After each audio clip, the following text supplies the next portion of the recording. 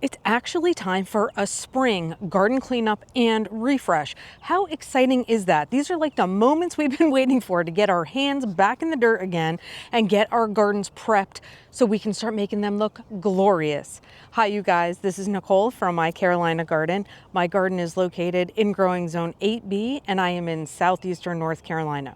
We are in my front yard right now in my peninsula garden.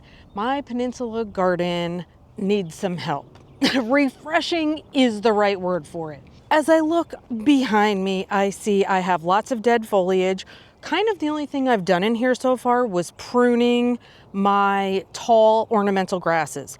I took the hedge trimmer to those and got those cut down. Once the wispiness of them was out of the way, I could then see, oh my gosh, I have so much other dead foliage. But kind of satisfying stuff, kind of satisfying. Let me turn the camera around and show you what we're gonna be working on today. We're gonna start taking a look from the magnolia tree and moving forward. So some of the most satisfying work is cleaning up the dead foliage on the daylilies. I absolutely love doing that. Obviously the green growth is way taller than where the old dead growth had been protecting the plant. So it's time, let's pull that up. These Dusty Miller don't look good at all. I think I might just clip them super low and see if they bounce back, because in comparison, the Dusty Miller I have on this side looks great with very, very minor clipping that just needs to be done on a couple of them. So I'm not sure what's happening over here, but I really don't like the way these look. So I'm going to clip that back. Here's some Artemisia right here. And this guy just needs to be clipped back so he can get rejuvenated again. I have a couple of those. Now here's a problem. This is this is not just a winter weed, it's a weed all the time, but this is the dollarweed, something I always say is like the bane of my gardening existence. I need to get more of this dollarweed out of here because it just trails everywhere and it's extremely hard to get rid of once it starts going. And I have so much of it. So we're gonna do our best to take care of that. Speaking of kind of pesky things that become invasive, let me point something else out to you. And it is this thing right here. This is actually twilight primrose. And I can identify it because of the way its foliage is colored. I made the mistake of buying it one year and it is considered invasive and I did not know that at the time. I almost can't get rid of it now either. It's everywhere. It just pops up everywhere. Now, I didn't even plant it in my backyard in my rock garden and it's everywhere back there too. So for example, these are some coneflowers that I have, but you can see the primrose just tucking itself in everywhere. It's all around. It becomes an extreme nuisance and I really don't like that. So if I would tell you one thing to not buy, it would be that. So here's the fabulous example of both of my annoying things right now. The dollarweed and the twilight primrose, both tucking itself by my rock. No, we're not gonna do that. Ooh, I just noticed I have a pin cushion right here that's got some buds on it. Okay, cute. Well, that's really adorable. Besides that, if you know anything about my garden, you know that I have a million blanket flowers. They are gorgeous red, orange, yellow kinds of flowers, and they self-seed everywhere too. This can be a problem, certainly. But it's also kind of a blessing because they can look quite beautiful. So all these sticks that you see, this is all the blanket flowers. And just to give you a different perspective from the front of the garden, blanket flowers, foliage from the daylilies, and a lot of weeding. I don't even remember what this was right here. But I can see the stupid twilight primrose is stuck in there. The dollarweed is around my yucca.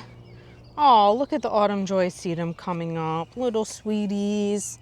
And a couple rosettes off to the side. I can probably separate those and move them somewhere else if I want to.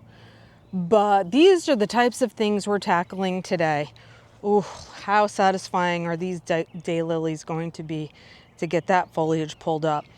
So let's get some work done. Let's get some rocking and rolling done so then we can do the fun stuff of going plant shopping and adding beautiful fresh color in here.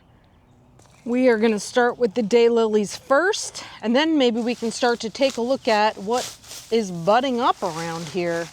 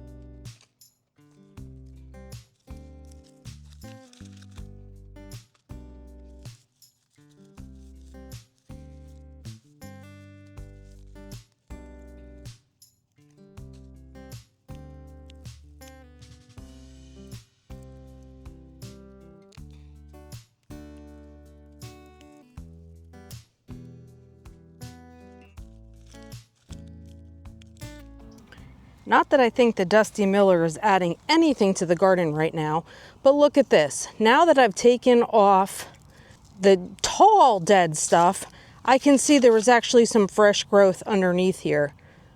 Doesn't look like much right now, but I definitely wouldn't kill something that was trying to come back.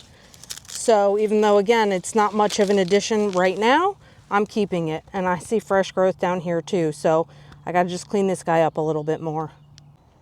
All right, we can start to see more mulch underneath there, so that's looking good. So we're just going to come forward this way. And some of the things we're going to do here is I want to clip back this creeping phlox. These pieces of foliage that are dead are doing nothing for it, and this is like its time to shine. So we're going to do a little clipping back on him. I may as well clip back the liriope, you know, the small grasses there, while I'm at it, even though it's a little early for them to shoot out new growth. This was the gomphrena. This was the purple one I had last year up here. I'm gonna clip that back. I let all those little seed heads that look like this just drop to the ground, because if I get all gomphrena in here, I'm happy with that. But it's an annual, so. And then my next step is gonna be coming this direction. All this green growth down here is all blanket flower. I like my flower beds to have clearly defined edges. I pretty much still have that at this point, but I can't have all of these things just growing everywhere like that, coming out from underneath the rock, etc. The big poofs, the things like this, is what's going to develop into a gorgeous plant. But all these little tiny babies, I'm not keeping all of them. I do give a lot away. Here's another big poof that's going to stay. More lilies over here, and then we're going to start working this way and getting rid of some of this growth.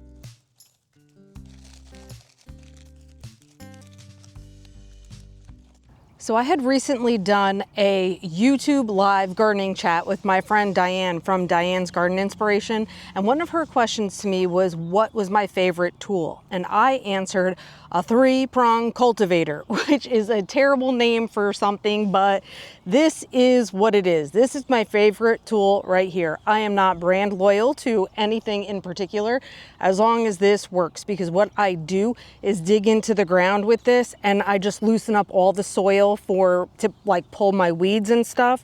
I love it, love it, love it. So here we go. We're gonna get up some of these blanket flowers and probably also twilight primrose that's mixed in here and clean up this soil.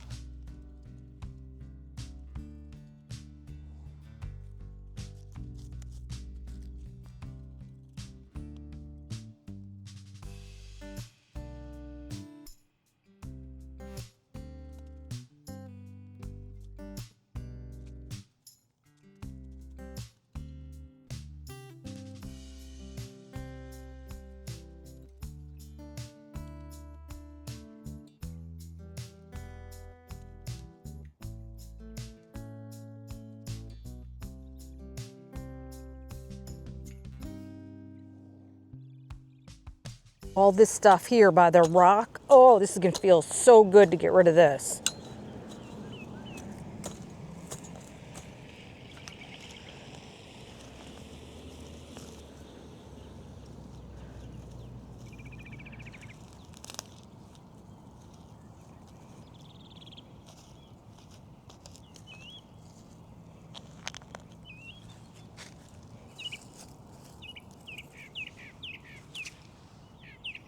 There's a bird up on my rooftop right at the peak, and he is just singing me a song right now. I love it. He's got a white belly, but it's hard to tell what kind of bird he is. All right, back down to it. I can see what's happening right here is this is a new growth of a canna lily, which is what this tall brown foliage was that I cut. So you know temperatures are getting warm when your canna lilies are starting to come out with some new growth.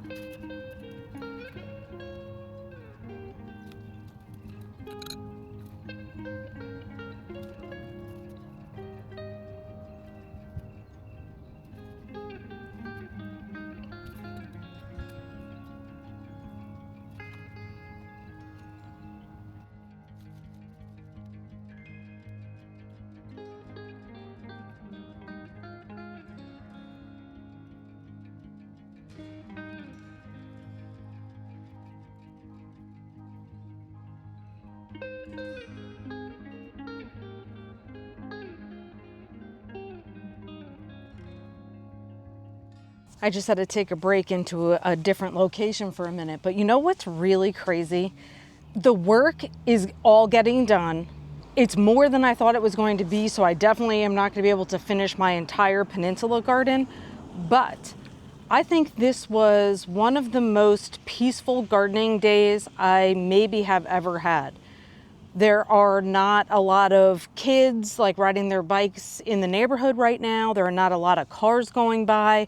So there's like no disturbances. Plus the air feels fresh. The birds are singing. And I'm just like, wow, time is just melting. You know, you're just so immersed. Time is just melting. So I'm going to grab a drink and see how much more I can get done today. But I will tell you too, besides it being so peaceful, I feel great about prepping my garden because this means the fun is going to get to start soon. Plant chopping and then plant planting. I'm so looking forward to it. Taking a break, we're coming back. So starting from the road side, this is how we're doing. Got a couple piles of junk. Got definitely more clearly defined area in the front here and cleared out some stuff by the rocks, not to mention all the daylilies and everything. But now I can see the next area I want to get to is back here. This is the silver brocade artemisia, and I want to clip that back because I want it to start to pop out with new fresh growth. And I want to get rid of some of this dollarweed that is like taking up all this spot. So I'm now going to work on, let's call it the house side of the peninsula garden. Even though I have some fresh growth at the ends of some of this foliage, I can see that the brown dead foliage throughout here is going to be a big mess. So we're going to do a harder clip back. See, because all the rest of this is all dead until the very tip.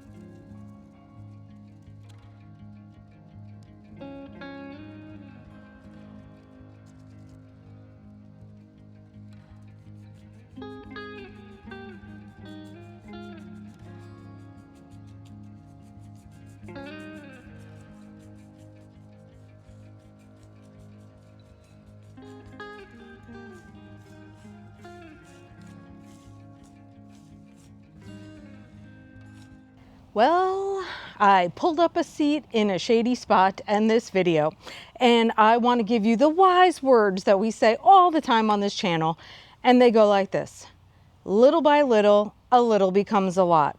So today may not have seemed like I got a whole lot of stuff done, but little by little, a little becomes a lot. So start where you can, get done what you can in the time that you have, and there we go.